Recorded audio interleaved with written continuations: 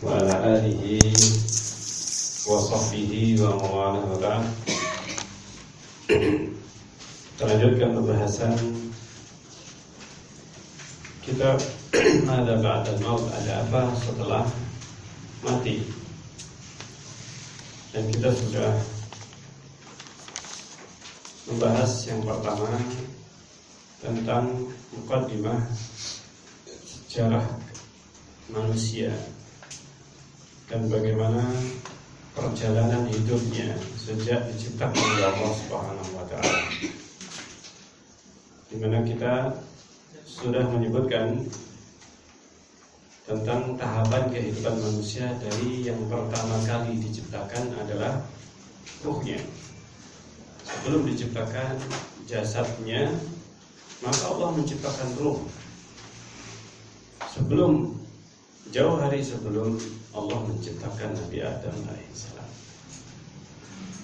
Dan Allah Subhanahu wa taala sudah mengumpulkan ruh manusia Bani Adam, dan Allah bertanya kepada mereka semuanya, dan termasuk kita di dalamnya.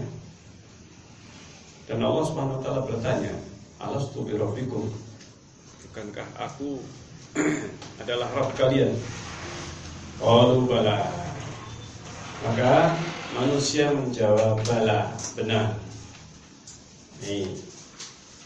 Maka disitulah sebenarnya manusia secara fitrah manusia mengakui tauhid, mengikrarkan tauhid. Hanya saja ketika manusia dilahirkan di dunia ini, mereka lupa. Semua manusia tanpa kecuali lupa. Itulah sifat yang memang dimiliki oleh manusia. Sifat lupa, oleh Allah dilupakan. Semua manusia lupa, sehingga Allah mengirim utusan para nabi dan rasul untuk membawa wahyu, untuk menyampaikan wahyu dari Allah SWT tentang kejadian itu, tentang kejadian yang sudah dialami dan terjadi pada manusia jauh dahulu sebelum diciptakan Nabi Adam AS. Nah, kita masuk kepada pembahasan kitab ini, yaitu pasal yang pertama, Al-Qabr, alam kubur, azabuhu wa na'imuhu, adab dan kenikmatannya. Adab kubur dan juga nikmat kubur. Kita belum sempat membaca ini. Nah, kita masuk sekarang kepada pembahasan kitab ini, yaitu pasal yang pertama tentang alam kubur. Bagaimana adab dan nikmatnya alam kubur. Disebutkan di sini sebuah bab ma yakunu qubail, apa yang terjadi qubaila qabdir ruhi. Qubaila hampir atau sebelum dicabutnya ruh. Sebelum dicabut ruh ini, hampir dicabutnya ruh, ini apa yang terjadi sesungguhnya. Nah, disebutkan dalam poin yang pertama,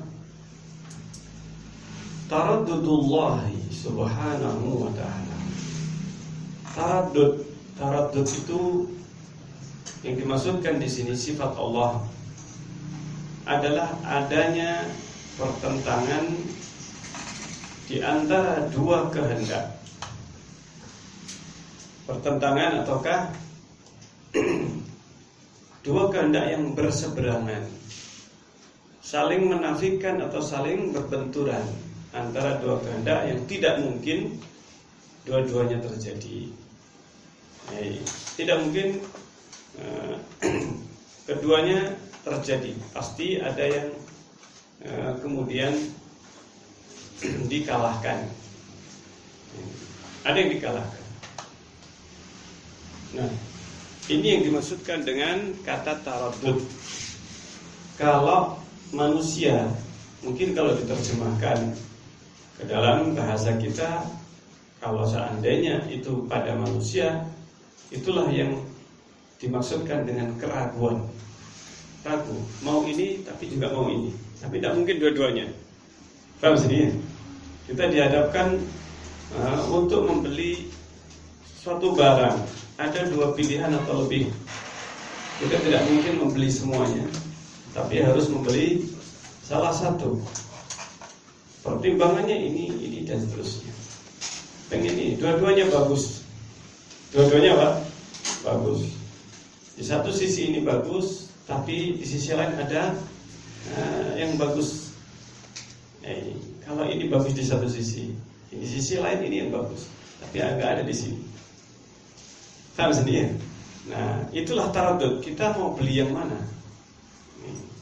Kalau yang belum nikah, ini mau ada dua pilihan ini ya, atau lebih. Ini milih yang mana ini ya? Taradud. Makanya istikharah. Biasanya tidak pernah istikharah, tapi kalau urusan ini istikharah ini. Nah, seperti itu. Nah, adanya dua pilihan atau ada dua hal yang harus dilakukan, harus terjadi. Tetapi mana yang dia pilih? Nah, itu yang disebut dengan taradud. Nah, adanya sesuatu pertentangan di antara dua iradah. Nah, disebutkan di sini tentang hadis yang menjelaskan tentang taraddudullah subhanahu wa ta'ala fi qabdi nafsil mu'min, pada saat hendak mencabut nyawa seorang mukmin. Pada saat hendak mencabut nyawa seorang mukmin. Nah, disebutkan di dalam footnote-nya. Ini kita baca dulu apa? Footnote yang disebutkan perkataan Syekhul Islam Ibnu Taimiyah rahimahullahu taala ba'da dzikril hadis, setelah disebutkan hadis ini. Nah, ini disebutkan hadis. Fa bayyana subhanahu annahu yataraddad. Allah menjelaskan bahwa Allah mengalami taraddud, adanya pertentangan dua iradah dari Allah Subhanahu wa taala. Lianna taraddud ta'arudu iradatain. Karena taraddud itu maknanya adalah berhadapan, berseberangan antara dua iradah, dua kehendak. Wa huwa subhanahu yuhibbu ma yuhibbu abduhu. Yaitu apa? Yang pertama, Allah itu mencintai apa yang dicintai oleh hambanya yang mukmin ini. Wa yakrahu ma yakrah, dan membenci apa yang dibenci oleh hambanya yang mukmin. Wa huwa yakrahul maut. Orang mukmin itu manusia biasa, tidak suka yang namanya kematian. Dia akan mempertahankan, pada asalnya manusia itu punya fitrah mempertahankan apa? Hidup. Dia tidak menginginkan kematian. Apalagi ketika seorang merasakan kebahagiaan di dalam dunia ini, maka dia akan mempertahankan kehidupannya, akan mempertahankan kehidupannya. Itulah yang terjadi pada manusia. Artinya membenci kematian adalah manusiawi. Manusia mencintai kehidupan, dan Allah mencintai apa yang dicintai oleh hambanya. Hambanya membenci kematian. Fahuwa yakrahuhu, sehingga sang hamba atau Allah SWT juga membencinya.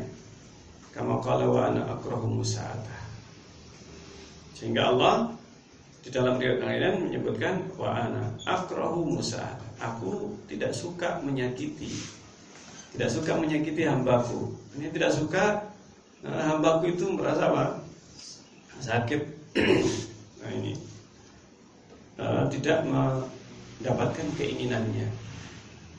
Wa subhanahu qad qada bil mauti. Tetapi Allah sudah menetapkan bahwa setiap hamba, setiap yang bernyawa mesti akan apa? Mati. Pasti mati. Tidak mungkin kemudian apa? Abadi selamanya seterusnya di dunia ini. Ada batasnya, masing-masing manusia sudah ada batasnya, ada ajal yang akan sampai kepadanya. Kalau sudah sampai, tidak akan dimundurkan, tidak bisa. Ini tidak bisa dimundurkan. Fahuwa yuridu an yamut. Allah menghendaki bahwa yaitu juga hamba itu harus mati. Ini juga kehendak dari Allah Subhanahu wa taala. Wasamma dzalika taraddudan, sehingga yang seperti ini dinamakan dengan apa? Taraddud. Taraddud. Pertentangan antara dua kehendak atau dua iradah. Summa bayyana annahu la budda min wuqu'i dzalika. Maka akhirnya Allah menjelaskan bahwa yang namanya kematian mesti akan harus terjadi. Dan sesungguhnya sang hamba itu membenci kematian karena dia tidak tahu apa yang terjadi setelah mati. Seandainya sang hamba tahu apa yang terjadi setelah mati, dia akan pengen mati. Seandainya setiap manusia mengetahui apa yang terjadi setelah dia mati, kalau dia sudah mati, dia mengetahui apa yang terjadi, maka seandainya sang hamba itu tahu apa yang terjadi setelah mati, sang hamba itu rasanya pengen apa? Pengen cepat mati. Bunuh diri mungkin ya. Tapi karena bunuh diri tidak boleh, maka haram hukumnya. Sebenarnya seandainya sang hamba itu tahu apa yang terjadi setelah mati, hamba mukmin maksudnya, apa yang akan terjadi ketika dia berada di alam kubur, maka dia rasanya pengen cepat mati. Cuman karena memang Allah sembunyikan apa yang terjadi setelah kematian. Allah hanya memberitahukan melalui para rasulnya. Dengan hadis-hadis Rasulullah SAW mengabarkan apa yang terjadi setelah mati bagi orang mukmin, bagi orang yang mukmin. Makanya sebenarnya di satu sisi mesti akan terjadi namanya kematian. Tetapi sebenarnya Allah juga tidak menginginkan hamba itu Allah membenci apa yang dibenci oleh sang hamba. Allah menyukai apa yang disukai oleh sang hamba. Hanya saja Allah SWT harus melakukan yaitu bahwa manusia itu pasti harus mengalami kematian. Nah, disitulah sebenarnya Allah membalas ketika sang hamba itu ridho. Maka para nabi pada saat sebelum mati mesti dikasih pilihan. Para nabi itu sebelum mati mesti dikasih apa? Ya, mau masih hidup atau mau apa? Yang ada di sisi Allah. Yang ada di sisi Allah lebih baik. Akhirnya demikianlah para nabi setiap kali diberi pilihan baru kemudian setiap nabi itu memilih apa? Mati. Memilih mati. Dan Allah Maha tahu bahwa hamba yang seperti ini atau para nabinya mesti bakal milih mati. Dan Allah tahu ajalnya manusia, iya kan? Namanya Allah Subhanahu wa taala. Allah Subhanahu wa taala tahu apa yang akan terjadi, tahu apa yang akan dipilih oleh sang manusia.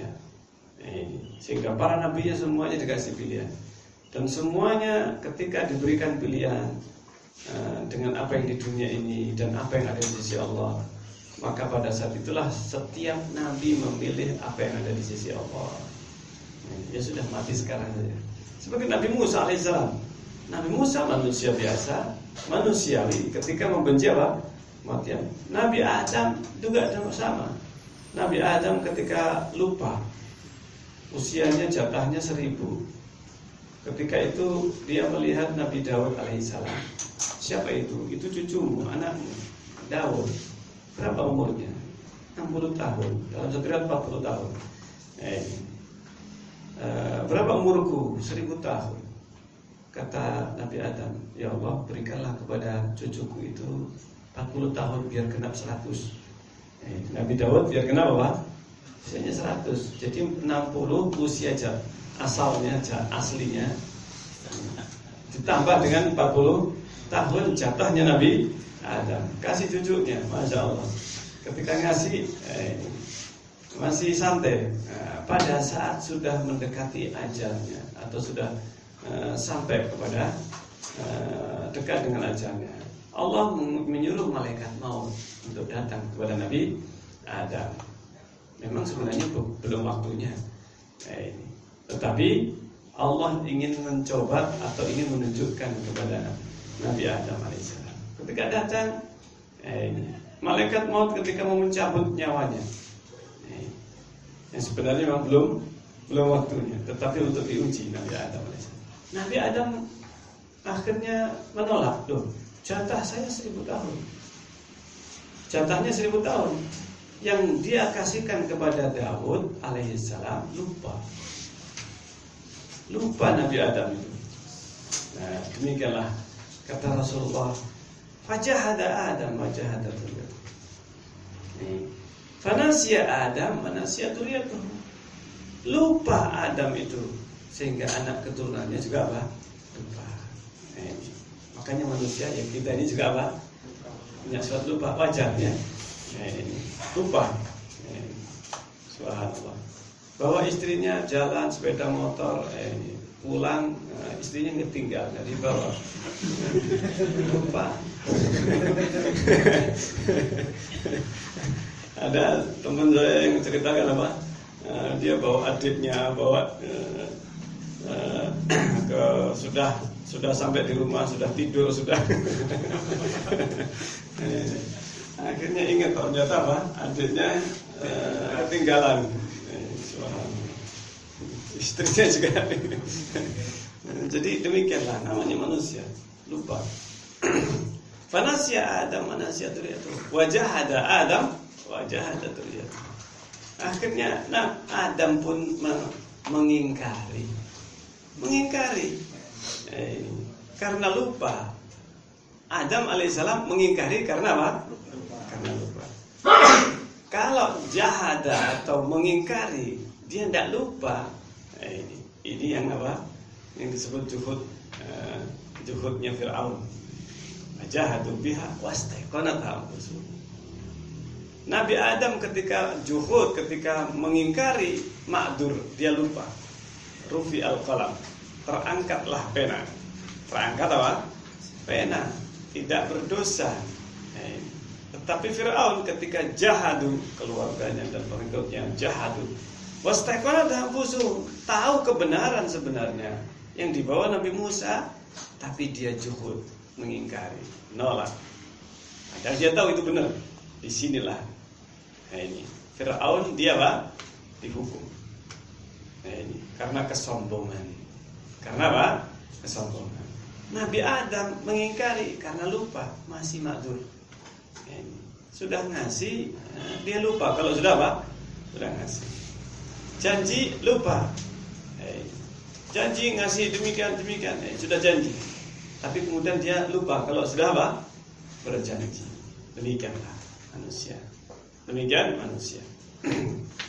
Nah, di sini disebutkan sebuah hadis yang diriwayatkan oleh Imam Bukhari an Abi Hurairah radhiyallahu anhu. Dari Abu Hurairah radhiyallahu taala anhu, qala, ia berkata, qala Rasulullah sallallahu alaihi wasallam. Rasulullah sallallahu alaihi wasallam bersabda, "Innallaha ta'ala qala", sesungguhnya Allah Subhanahu wa taala qala, beliau berfirman. Allah berfirman, "Man 'ada li waliyan faqad azantuhu bil harbi." Barang siapa yang memusuhi waliku, man 'ada li waliyan. Nah, di sini walinya Allah. Barang siapa yang memusuhi wali apa? Wali Allah, faqad azantuhu bil harbi, maka saya mengumumkan perang kepadanya. Nah, ini mengumumkan apa? Perang. Nah, itu makanya jangan memerangi apa? Wali. Paham maksudnya? Jangan memusuhi siapa? Wali. Jadi kita tidak boleh memusuhi wali. Wali apa ini? Wali Allah. Tapi masalahnya siapa sih yang dinamakan apa? Wali. Ini yang nanti akan kita bahas. Ini. Yang jelas dalam hadis ini kita jangan sampai memerangi, memusuhi wali-wali Allah. Ini man 'ada li waliyan faqad azantuhu bil harbi. Barang siapa yang memusuhi waliku, aku umumkan perang kepadanya. Aku umumkan perang. Allah mengumumkan perang. Wa ma taqarraba ilayya 'abdi bi syai'in, dan tidaklah hambaku mendekatkan dirinya kepadaku dengan sesuatu ahabba ilayya, yang lebih aku cintai, mimma aftaratuhu alaihi, daripada yang aku fardukan atasnya.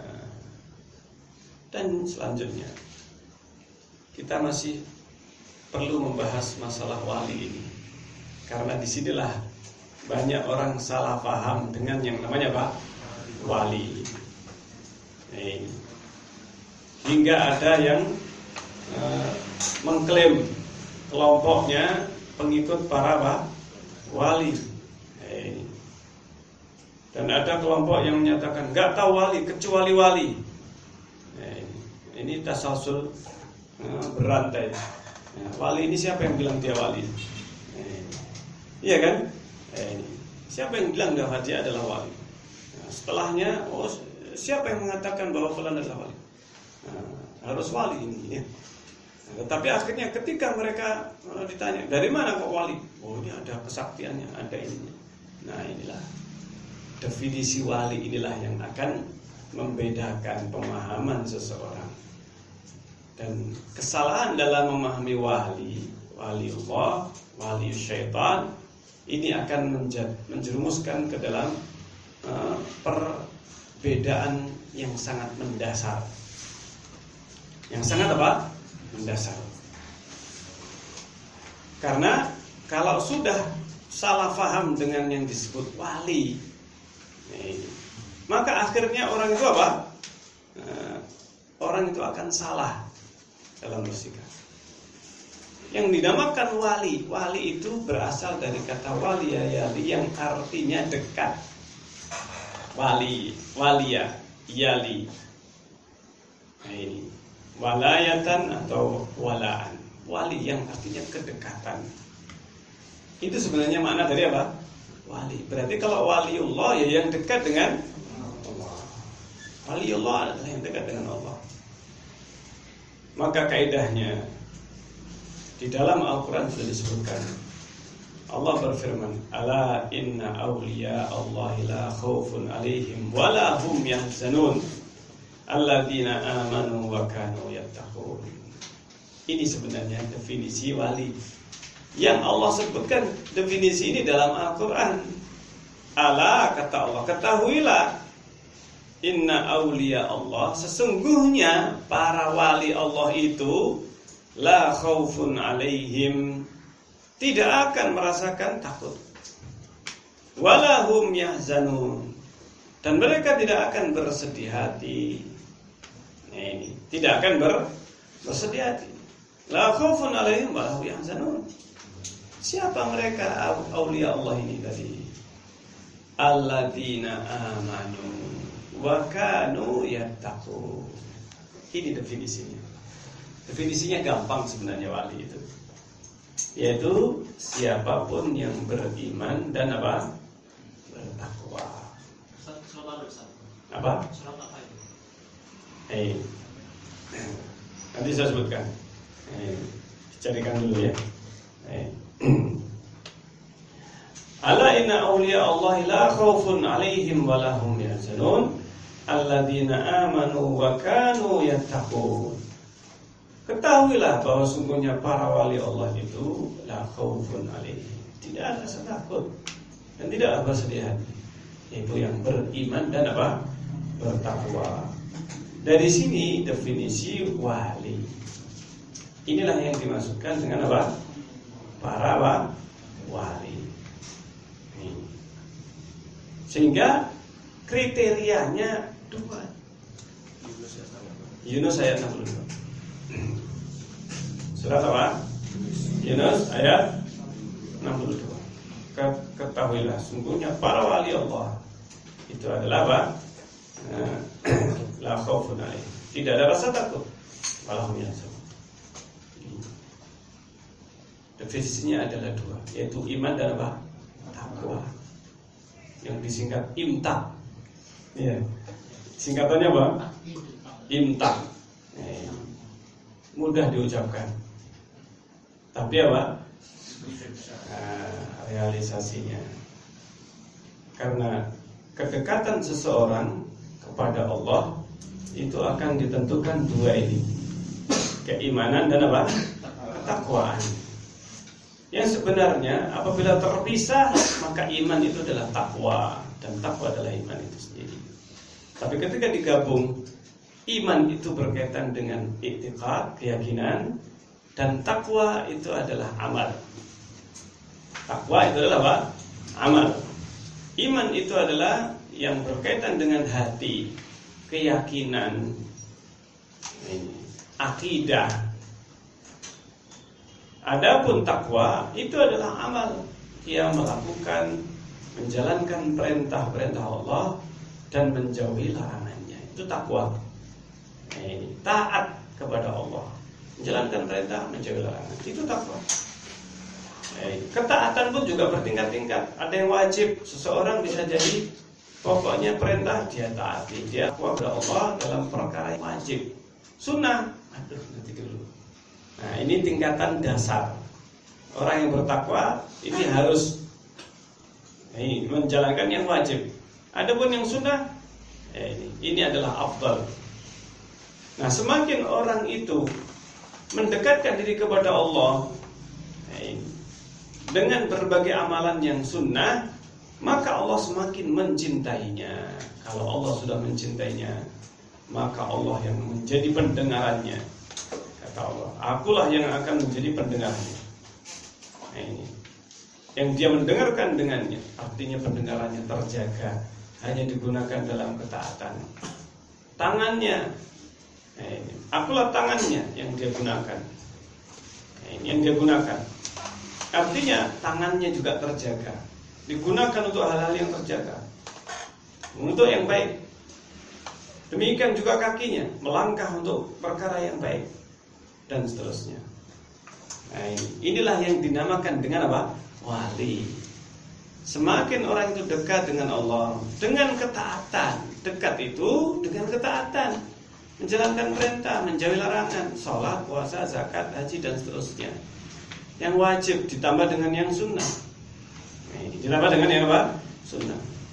Kata Rasulullah, kata Allah, wa ma taqarraba ilayya 'abdi bi syai'in ahabba ilayya mimma aftaratuhu alaihi. Tidaklah hambaku mendekatkan dirinya kepadaku dengan sesuatu yang lebih aku cintai daripada yang wajib. Kalau hamba itu saja sudah enggak menjalankan yang wajib, apalagi yang apa? Yang sunnah. Kalau ada orang yang mengatakan saya sudah enggak wajib sholat, ini walinya siapa? Bukan waliullah. Karena orang yang dekat dengan Allah, mendekatkan taqarrub. Wali itu kan sebenarnya bertaqarrub, mendekatkan kepada Allah. Itulah sebenarnya wali. Wali itu orang yang bertaqarrub kepada Allah. Dan orang yang bertaqarrub kepada Allah, yang paling dicintai oleh Allah itu adalah yang wajib. Yang wajib seperti sholat, ini rukun Islam, puasa, Ramadan, haji ke Baitullah, dan sebagainya. Lah kalau yang wajib-wajib dan bahkan yang paling wajib diantaranya yaitu apa? Sholat setelah kalimat syahadat. Setelah kalimat syahadat, la ilaha illallah Muhammad Rasulullah. Kalau orang itu sudah tidak lagi sholat, bahkan sudah mengatakan nggak perlu zikir, mengucapkan la ilaha illallah sudah nggak perlu. Kenapa? Sudah kenal. Sudah kenal dengan apa? Dengan Allah. Apalagi kalau sudah menyatu dengan Allah. Iya kan? Lah, ini bahayanya. Bahayanya orang yang memahami seperti ini. Makanya kesesatan bisa jadi salah satu sumber kesesatan. Salah satunya dalam memahami hadis ini. Ketika salah paham dengan hadis ini. Hadis ini sebenarnya menjadi salah satu titik sentral perbedaan akidah antara ahlul haqqi dan ahlul dhalal, antara yang berada di atas kebenaran dan yang menyimpang dari apa? Kebenaran. Ini dalam memahami hadis ini. Hadis yang diriwayatkan oleh Bukhari ini, Masya Allah. Apabila salah, fatal kesalahannya ini, maka berbahaya. Nah, apa maksudnya makna yang benar? Sebagaimana yang disabdakan Rasulullah SAW di sini, tidaklah seorang hamba mendekatkan dirinya kepada Allah dengan sesuatu yang lebih Allah cintai daripada yang wajib. Berarti yang paling dicintai adalah wajib. Yang paling bisa mendekatkan kepada Allah, ini adalah apa? Yang wajib. maka didahulukan, ini harus dilakukan. Yang wajib ini sudah batas minimal. Kalau seseorang itu disebut wali, maka harus batas minimalnya adalah apa? Yang wajib harus dilakukan. Kalau sholat wajib saja harus di Mekah, dia di Kediri, sholat maghribnya, sholat subuh, sholat jumatannya di Mekah. Mekah masih pagi. Ini sekarang jam berapa? Masih jam 10. Belum sholat Jumat. Tahu sini ya? Zaman dulu masih orang iya saja ya. Tapi zaman sekarang kalau ada masih yang iya saja seperti ini, ini sudah apa? Sudah diketahui orang. Tapi yang masih ada saja. Yang mengherankan, sampai sekarang juga masih apa? Masih banyak. Masih banyak yang mengatakan, oh itu Pak Yai Fulan, Mbah Yai Fulan dulu itu kalau sholat Jumat di Mekah.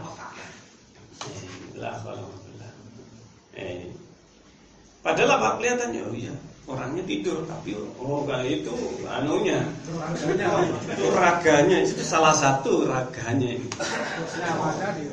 Tapi sukmanya itu di Mekah. Yang seperti ini masih banyak orang yang kemudian menganggap wah ini sudah tingkatannya sudah apa? Mungkin sudah hakikat begini, sudah makrifat tadi. Nah inilah berbahayanya ketika salah dalam memahami apa? Satu hadis. Seakan-akan orang yang dekat, orang yang paling banyak meninggalkan ketaatan, orang yang sudah lepas dari kewajiban, orang yang meninggalkan sholat, wali. Kalau belum meninggalkan sholat, belum wali. Sehingga ketika ada seorang yang ini kakinya masih nggak kelihatan sejak tadi subuh, pagi, siang juga Pak, duhur, ini masih ada apa? Bekas yang wudu yang nggak kena air. Ini, artinya nggak kena wudu. Subhanallah. Ini dari mana? Oh itu sudah wali. Sudah tidak perlu apa? Salat, tidak perlu puasa makan di warung. Itu kan puasanya orang syariat. Puasanya orang hakikat lain. Puasanya orang marifat lain. Nah inilah yang terjadi. Dan kaum muslimin ternyata dibilangi seperti itu, ya saja. Sehingga akal sehatnya akan ketinggalan. Tidak tahu ketinggalan di mana. Padahal yang pengikutnya juga pada bertitel, ada yang profesor, ada yang doktor. Ketika ikut kelompok yang menyatakan seperti ini, itu walinya, itu wali sudah. Bah Yai Fulan ini sudah apa? Tingkatannya bukan lagi tingkatan syariat. Nah, maka di sini yang harus kita tekankan di sini, tidaklah Allah mencintai atau tidaklah seorang hamba mendekatkan dirinya kepada Allah dengan sesuatu yang lebih Allah cintai daripada apa? Yang wajib. Artinya yang wajib inilah yang paling dicintai oleh Allah. Syarat minimal seseorang itu menjadi wali adalah apa? Yang wajib ini harus dijaga. Kalau seorang itu yang wajib saja bolong-bolong, bahkan gak pernah melakukan, ini bukan waliullah, tapi adalah wali apa? Wali syaitan. Tidak dilakukan lagi. Wali syaitan tidak dilakukan. Makanya ini yang masih banyak disalahpahami, dan ini salah satu kesesatan yang nyata. Ketika ada yang mengatakan orang itu ada yang sudah mencapai derajat makrifat sehingga tidak lagi terikat dengan kewajiban. Artinya kalau ada yang meyakini seperti itu, berarti menganggap dirinya lebih baik, lebih tinggi kedudukannya daripada Rasulullah. Rasulullah tidak pernah meninggalkan apa? Kewajiban sholat. Bahkan Rasulullah yang paling apa? Yang paling suka sholat. Jadi Rasulullah SAW mengatakan kepada Bilal, ya Bilal, arihna bis shalah. Wahai Bilal, ini arihna bis shalah. Maksudnya apa? Tenangkan, istirahatkan kami ini dengan apa? Dengan sholat. Saya kumandangkan azan biar lega atau biar tenang. Itu Rasulullah itu justru kalau azan rasanya sudah apa? Sudah rindu dengan azan, dengan sholat. Itu Rasulullah SAW. Wajulat qurratu aini fi shalah. Jadikan penyejuk mataku itu dalam sholat. Nah, itu dalam sholat. Nah, ini yang harus kita pahami. Sehingga tidaklah Allah bisa kita dekati. Bisa kita dekati Allah itu kecuali dengan yang paling penting itu dengan yang wajib dulu. Jika seorang hamba jika ingin mendekatkan dirinya kepada Allah, mulailah dengan yang apa? Yang wajib. Lalu bagaimana setelah itu? Nah, ini setelah itu, wa may yazalu abdi, dan tidaklah atau senantiasa hambaku mendekatkan dirinya kepadaku bin nawafil, dengan yang sunnah. Nawafil itu jamak nafilah, yang artinya apa? Ibadah sunnah. Seluruh ibadah sunnah. Sholat yang sunnah, puasa sunnah, sedekah ada yang wajib, ada yang sunnah. Yang wajib adalah dinamakan dengan zakat. Yang kita kenal dengan zakat itu sedekah, tapi yang apa? Wajib. Ini yang wajib. Kita mulai dengan yang wajib.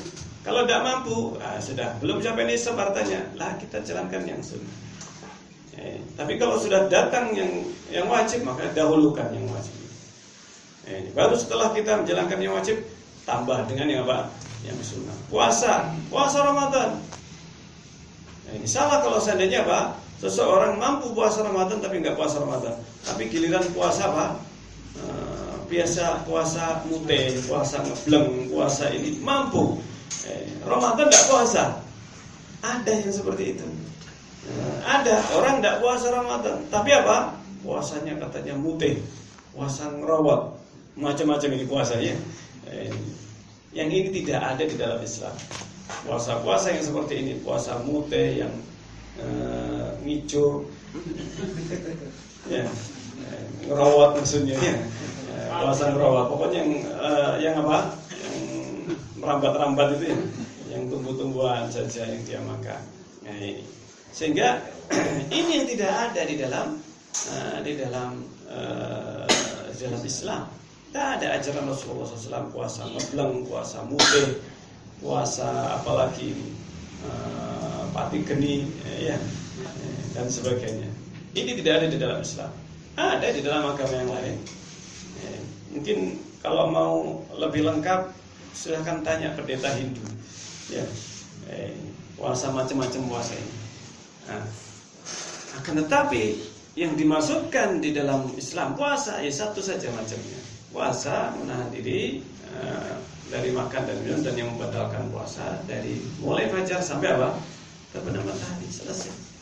Itu yang dimaksud dinamakan dengan puasa yang syar'i, baik wajib maupun yang sunnah. Nih, haji juga demikian, ada haji yang wajib, ada yang sunnah, ada yang wajib umrah. Yang tidak ada yang sunnah. Nah, disebutkan di sini wa may yazalu 'abdi yataqarrabu ilayya bin nawafil hatta uhibbah. Dan tidaklah atau senantiasa hambaku mendekatkan dirinya kepadaku dengan nawafil, dengan ibadah yang sunnah, hatta uhibbah, hingga aku mencintainya. Hingga aku mencintainya. Kalau dia sudah menjalankan yang wajib ditambah dengan yang sunnah, niscaya akan semakin dicintai oleh Allah. Sehingga apabila kita ingin menjadi waliullah, syarat minimal yang wajib. Kemudian jika kita ingin menjadi semakin dekat dengan Allah, karena wali pun juga ada tingkatan. Dan tingkatannya bukan ma'rifat hakikat, tapi tingkatannya adalah apa? Sesuai dengan apa? Ketakwaan dan keimanan. Semakin imannya semakin kuat, ketakwaannya di dalam menjalankan perintah yang bukan hanya yang wajib tetapi juga yang sunnah-sunnah, maka dia akan semakin dekat dengan Allah. semakin dekat dengan Allah. Apalagi jika dia menjalankan berbagai keutamaan menuntut ilmu, sampai kemudian setelah mendapatkan ilmu mengajarkan kepada manusia ilmu yang benar, maka dia akan semakin mendapatkan kedekatan kepada Allah. Masya Allah. Maka demikianlah yang seharusnya kita pahami, siapa yang sesungguhnya namanya wali itu. Wali adalah dekat dengan Allah, yaitu yang mendekatkan dirinya kepada Allah dengan yang wajib, kemudian ditambah dengan yang sunnah. Dengan yang sunnah. Maka faida ahbabtuhu, apabila aku mencintainya, kuntu sama'ahul ladzi yasma'u bihi, akulah pendengarannya yang dia mendengarkan dengannya. Maksudnya apa di sini? Disebutkan oleh para ulama penjelasan bahwa Allah ketika atau seorang hamba ketika dia mendekatkan terus kepada Allah dengan berbagai amalan sunnah dan dicintai oleh Allah, maka apabila sudah terjadi setiap yang sunnah dia lakukan, ditambah yang wajib sudah jalankan, ditambah yang sunnah, puasa tambah yang sunnah, sholat tambah yang sunnah, zakat, puasa sudah dia laksanakan, tambah yang sunnah, sedekah, haji sudah apa? Haji tambah yang kemudian berikutnya haji ditambah dengan umrah. Kata Rasulullah, tabi'ul hajja bil umrah. Tabi'ul hajja bil umrah. Iringilah haji itu dengan apa? Dengan umrah. Yang sudah haji maka umrah. Kalau nggak bisa haji lagi, harus tunggu lagi. Orang sudah haji, daftar haji, Pak, nggak bisa. Harus sekian tahun lagi, iya kan? Bisa jadi. Kalau begitu apa? Umrah. Tabi'ul hajja bil umrah. Iringi haji dengan umrah dan seterusnya. Dan berbagai amalan sunnah, membaca Quran, membantu orang lain dan yang lainnya, berdakwah, mengajak kepada Allah, kepada agama Allah. Maka kalau seorang sudah demikian, maka Allah menjadi pendengarannya. Maksudnya orang itu akan senantiasa terjaga. Dia tidak mendengarkan kecuali yang baik, tidak melihat kecuali yang dihalalkan, yang baik. Membaca Al-Quran, melihat mushaf, bacaan Al-Quran, subhanallah, membaca kitab, dia mempelajari dengan matanya, dia belajar tafsir, belajar dan membaca kajian kitab seperti ini. Masya Allah. Pendengarannya digunakan yang baik, mendengarkan ceramah, mendengarkan Al-Quran, mendengarkan nasihat dan seterusnya. Masya Allah. Berbicara, tidak berbicara kecuali yang bermanfaat. Tidak berbicara kecuali yang bermanfaat. Membaca Al-Quran, bertasbih, berzikir, memberikan nasihat, berdakwah, berbincang dalam kebaikan. Masya Allah. Ini lisannya terjaga. Akulah pendengarannya. Dia mendengarkan yang halal, bahkan mendengarkan yang baik, mendengarkan yang bermanfaat untuk dunia akhiratnya. Wa basarul ladzi yubsiru bihi, akulah penglihatannya yang dia melihat dengannya. Jadi betul-betul terjaga penglihatannya. Kalau orang salah paham dalam memahami hadis ini, maka orang akan mengatakan, nah tuh, kalau sudah seperti ini, maka kalau orang sudah menjalankan yang sunnah, itu sudah setelah itu lepas, karena sudah matanya itu matanya Allah. Dia melihat dengan apa? Dengan matanya Allah. Kalau dia memegang itu berarti tangannya Allah. Berarti Allah sudah apa? Menyusup. Ini sudah salah paham. Allah sudah menyatu, nusuk kepadanya. Manunggaling kawula Gusti.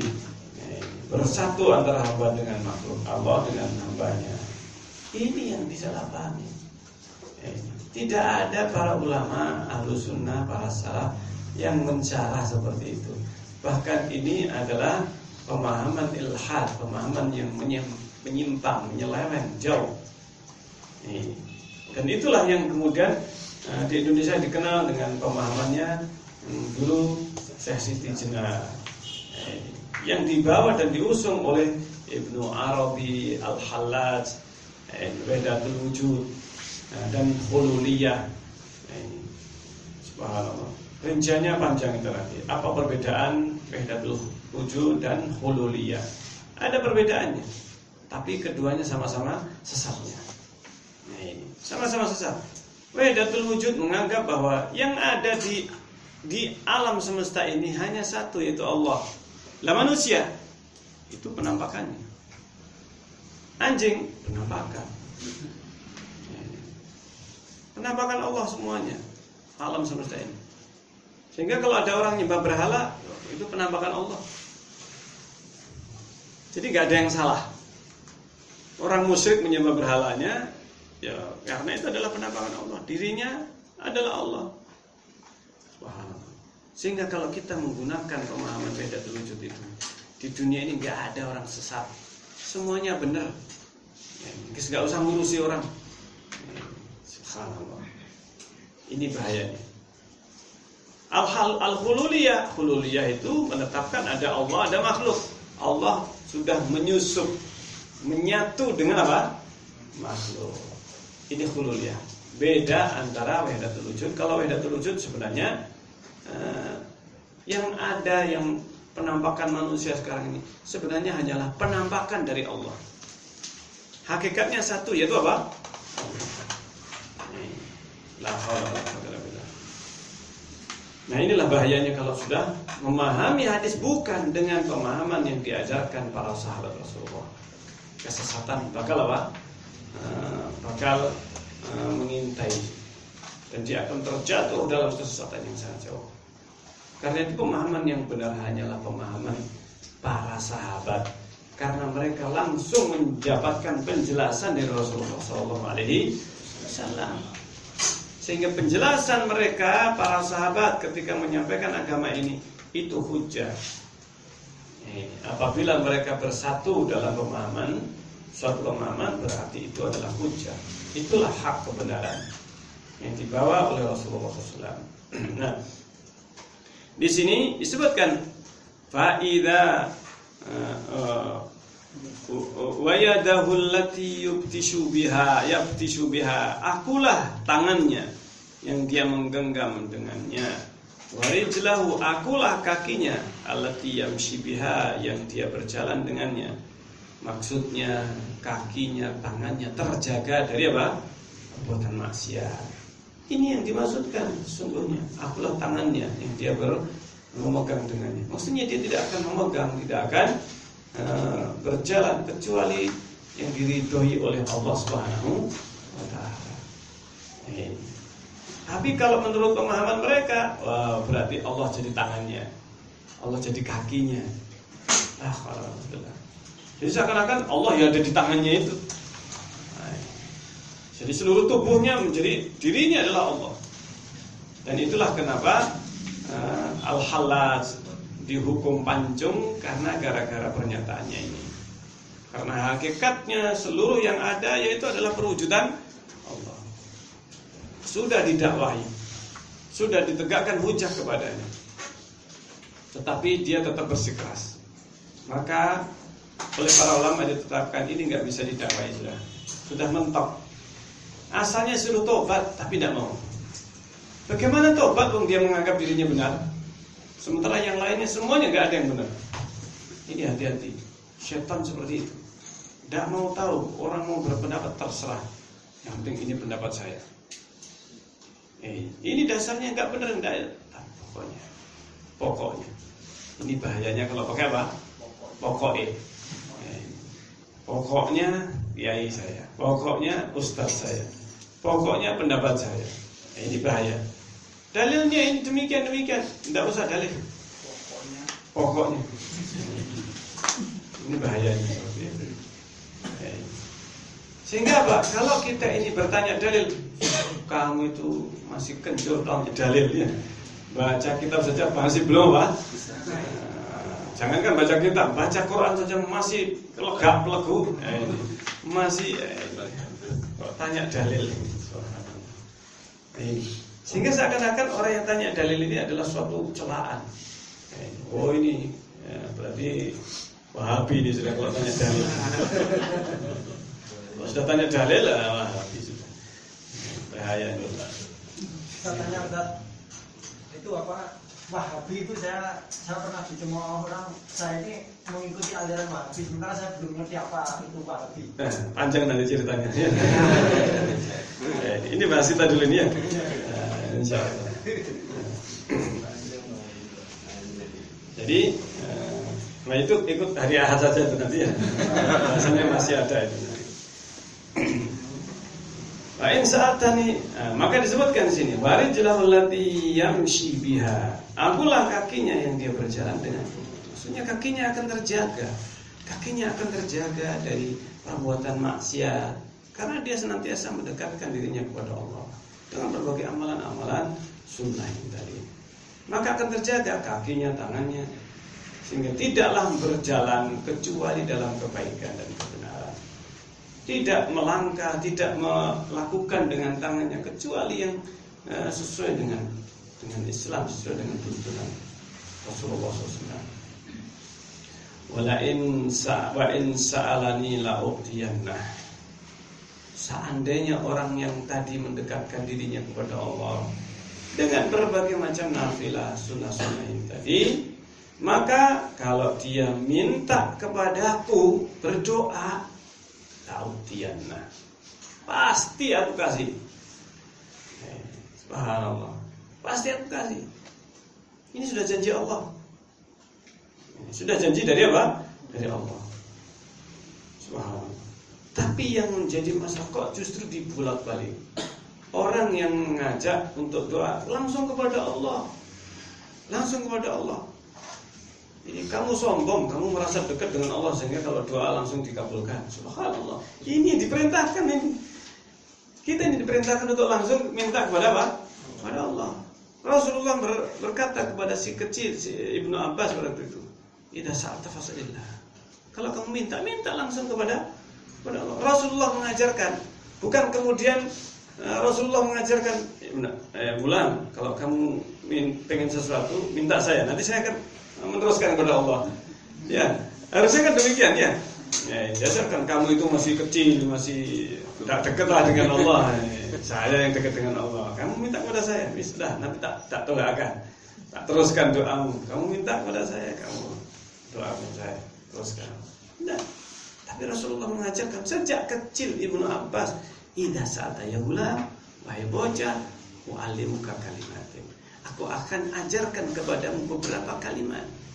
Ihfadillah yahfadka. Jagalah Allah. Maksudnya jagalah perintah-perintah Allah. Yahfadka, Allah akan menjagamu. Ihfadillah tajidhu tujahaka. Jagalah Allah, tajidhu tujahaka. Niscaya engkau akan mendapati dirinya ada di hadapanmu. Ini artinya akan senantiasa memberikan pertolongan kepada. Ta'arraf ilallahi firraha ya'rifka fisyiddah. Kenalilah Allah pada saat engkau itu lapang. Maksudnya beribadah, dekatkan dirimu kepada Allah. Senantiasa hendaknya engkau ingat Allah dalam kondisi kamu itu lapang, kondisi kamu itu senang. Kondisi kamu gampang di dalam beribadah. Dekatkan kepada Allah SWT. Ta'arraf ilallah firraha ya'rifka fisyiddah. Niscaya nanti Allah akan mengenalmu pada saat engkau mengalami kesulitan.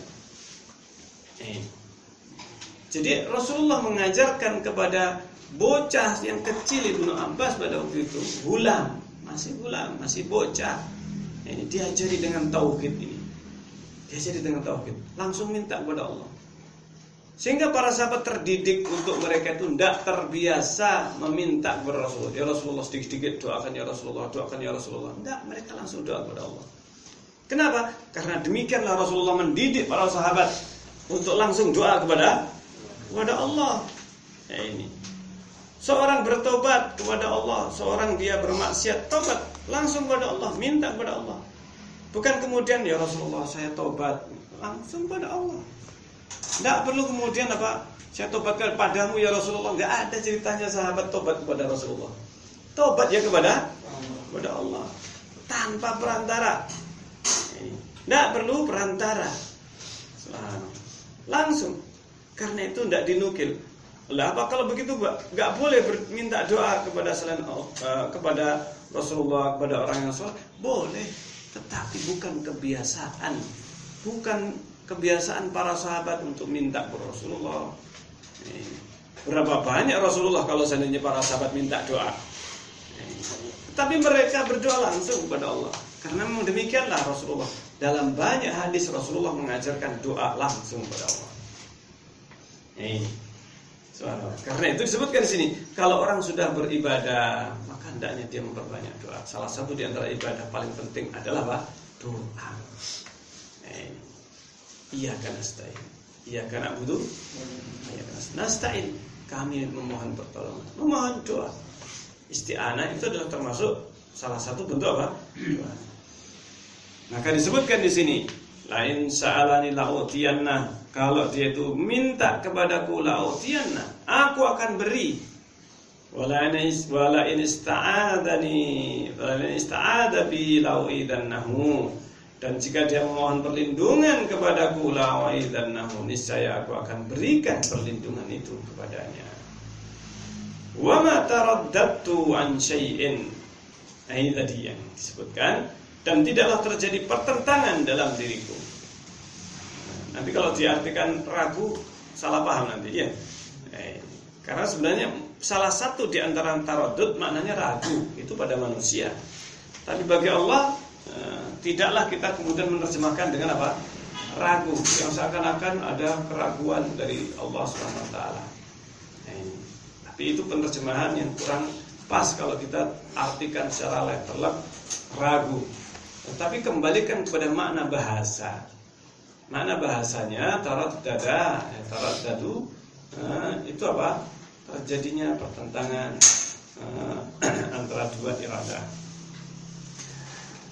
Wa ma taraddatu an syai'in, tidaklah terjadi pertentangan pada diriku. Nah, begitu caranya.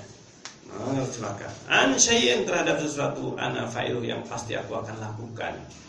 Taraddudi an nafsil mu'min, sebagaimana keraguanku ketika mencabut hambaku yang mukmin, mencabut ruh atau nyawanya hambaku yang mukmin. Al-maut, yaitu apa? Wa ma taraddatu an syai'in fa'ilu taraddudi an nafsil mu'min, tidaklah aku muncul pertentangan dalam diriku seperti halnya pertentangan yang terjadi pada saat hendak mencabut nyawa seorang mukmin. Kenapa? Ya krahul maut. Namanya orang mukmin manusia biasa, manusiawi, takut mati. Bahkan orang yang sesungguhnya dia itu mau bunuh diri, sesungguhnya dia itu takut apa? Mati. Cuman setan senantiasa membisikkan sehingga kalah. Ini bahayanya. Maka jangan turuti. Kalau jelas-jelas itu adalah haram, maka sudah. Jangan kasih celah setan untuk meneruskan bisikan. Langsung minta perlindungan kepada Allah. Kalau ada bisikan jahat, bisikan bunuh diri, auzubillah minasyaitonir, hilang itu insyaallah. Nah ini. Ada pikiran mau berzina, ada pikiran mau mencuri, ada pikiran mau menipu, sudah auzubillah minasyaitonir. Yakin itu adalah dari apa? Setan. Tidak bertahan lama. Kalau kita minta perlindungan kepada Allah, Allah yang akan berikan. Allah yang akan berikan. Minta perlindungan, minta doa, isti'anah ataukah istighatsah. Nah ini diantara yang bisa kita bahas dalam kesempatan ini. Ada yang ditanyakan sebelum?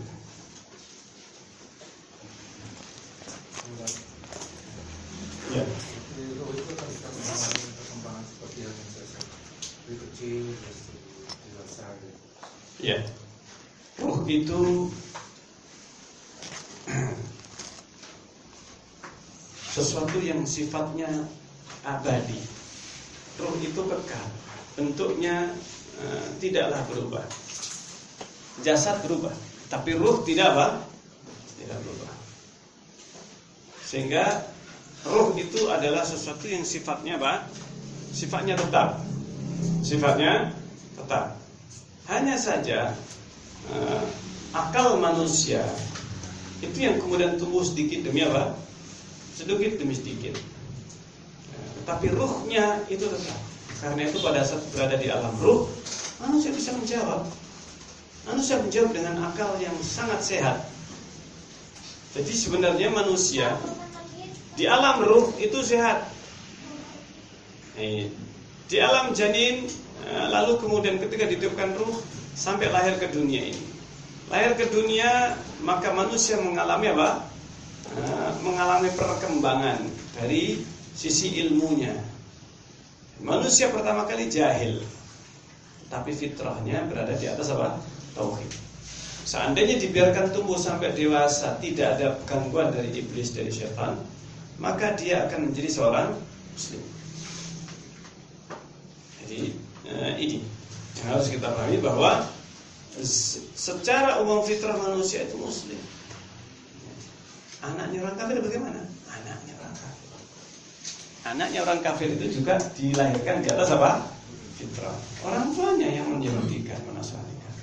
Kalau sampai besar, anak itu dibiarkan sebenarnya mendapatkan kebenaran. Yang mendapatkan apa? Kebenaran. Ada syubhat, ada kebenaran. Niscaya fitrahnya akan memilih yang benar ini. Saya akan memilih. Cuman karena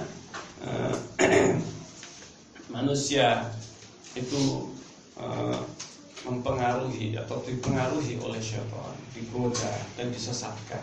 Inilah yang menyebabkan manusia itu banyak yang apa? Tersesat. Sehingga tersesatnya manusia itu tidak lepas dari godaan iblis. Iblis memang senantiasa berusaha untuk menyesatkan manusia. Iblis berusaha untuk menyesatkan manusia sebanyak-banyaknya. Dia membentuk pasukan sebanyak-banyaknya. Jadi pasukannya iblis ini sangat banyak, internasional, bahkan double, ya manusia ya jin, ya, subhanallah. Jadi seperti itu seluruh dunia. Syaitan ini berusaha untuk menyesatkan manusia. Kalau mungkin ada yang tanyakan? Berarti itu Pak. Ya. Silakan. Monggo. Oh sudah asal. Oh sudah ya. Tidak terasa ternyata sudah. Baik, insyaallah kita lanjutkan dalam kesempatan lain. Bismillahirrahmanirrahim. Subhanakallahumma rabbana wa bihamdika asyhadu an la ilaha illa anta astaghfiruka wa atubu ilaik. Assalamualaikum warahmatullahi wabarakatuh.